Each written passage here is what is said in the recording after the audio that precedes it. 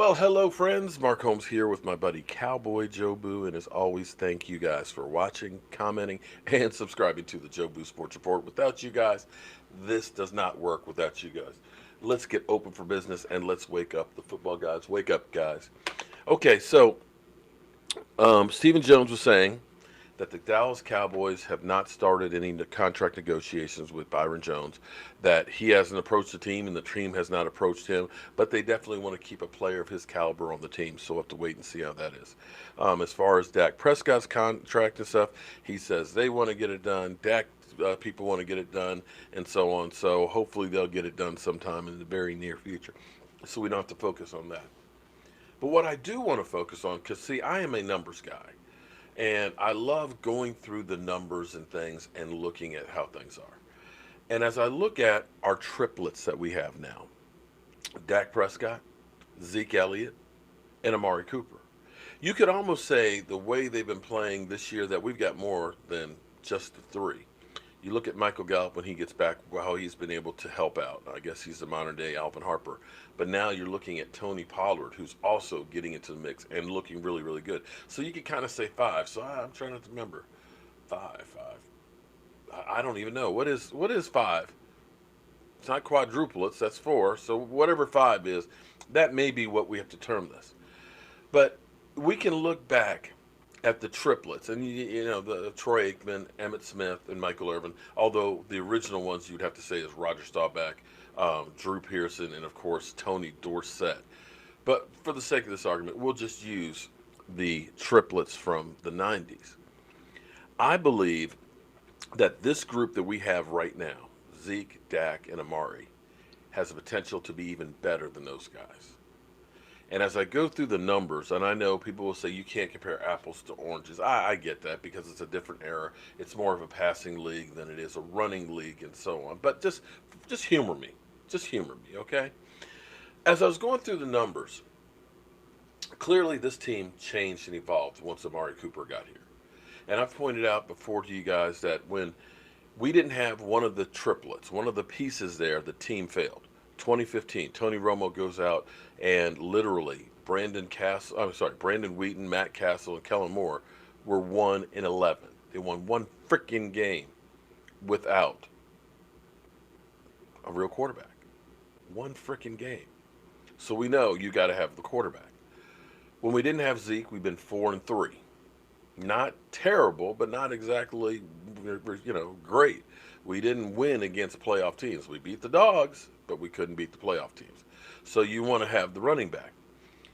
And even last year, before we got Amari Cooper, basically we were 3-5. Although one of the Titans game, Amari was here, but we'll just say for the sake of argument, the 8 games. We were 3-5 without a wide receiver. So clearly you need that guy. But since those guys have been together, what they've been able to do is freaking amazing. It is unbelievable. The record, they're 10-1. Let me say that again. Well, actually, 10-2 because you got the Tennessee game. 10-2. 10-2. That's unbelievable. But even more so, here's what's interesting too. Zeke Elliott's had 227 carries in that time. In the course of those, he actually had 11 games because he didn't play in the Giant game at the end of the season. But in those 227 carries,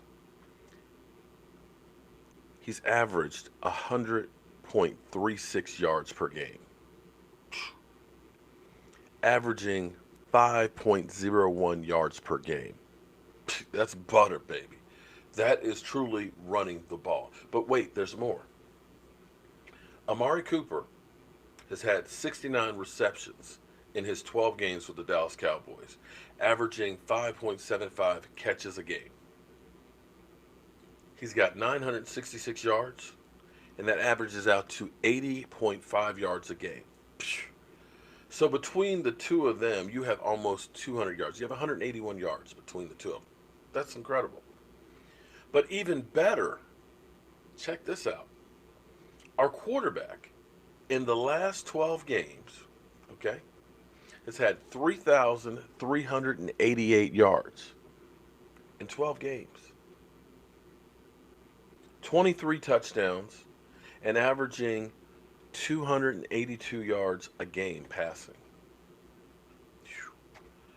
And only a half of an interception, 0.52 per game. So 2 TDs, he's averaged basically, and a half of an interception.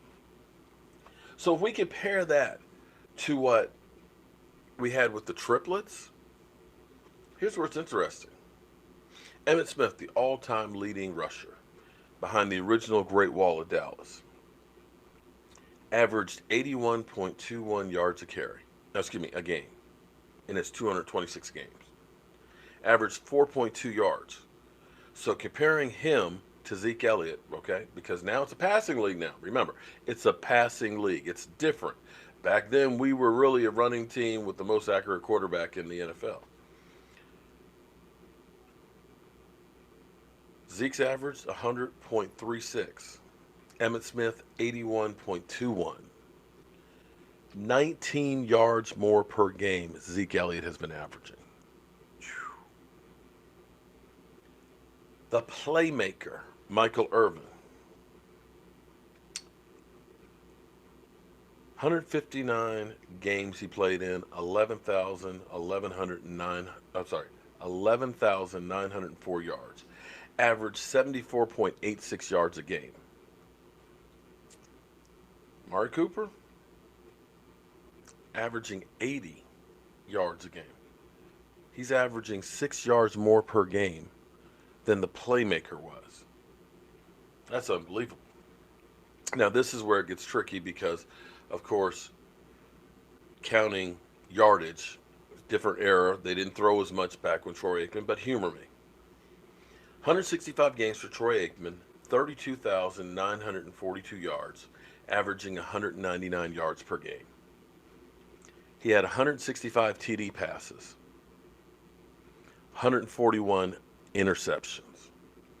So he averaged a touchdown a game, and he averaged 0.85 interceptions per game. So forgetting the yardage, we just talk about TDs. Dak is averaging almost 2 touchdowns per game. Troy Aikman 1. Dak is averaging a half of an interception per game. Troy Aikman, almost a full interception per game. So as we look at this, and another thing to think about this too is, if you look at Troy Aikman, his first 3 years were abysmal.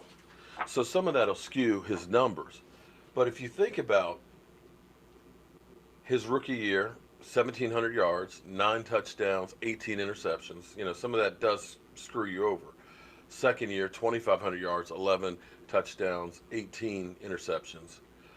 Third year, 2,700 yards, 11 touchdowns, 10 interceptions. So a lot of his interceptions were early on. Here's the amazing thing about this is, comparing Dak Prescott's early years to Troy Aikman, it's night and day different. Dak Prescott is doing what Troy Aikman did in his later career when he became the most accurate quarterback in franchise history. That's what you got to think about. If Dak Prescott starting his 4th year, which was Troy Aikman's best year, it was the only year that Troy Aikman had more than 20 touchdowns. He had 23 and 3,400 yards. The power of 4, that 4th year. Dak Prescott has already started off this year on a higher plane than where Troy Aikman started. And that's where you start looking and saying, Zeke Elliott is averaging 20 yards more a game than Emmitt Smith did. And now that you have a Tony Pollard, you're going to be able to have that guy be able to do a whole lot more. He had 19 carries for 123 yards this week. Yeah. Keeping him fresh, his numbers are going to go up, not down. Amari Cooper, hey, he's playing consistent all the way and is averaging 6 yards more than the playmaker. And Dak Prescott, well, he's averaging about 82 yards more a game passing. So I know I'm going to hear a lot of grief from a bunch of people because they say it's sacrilegious to compare Dak Prescott to Troy Aikman.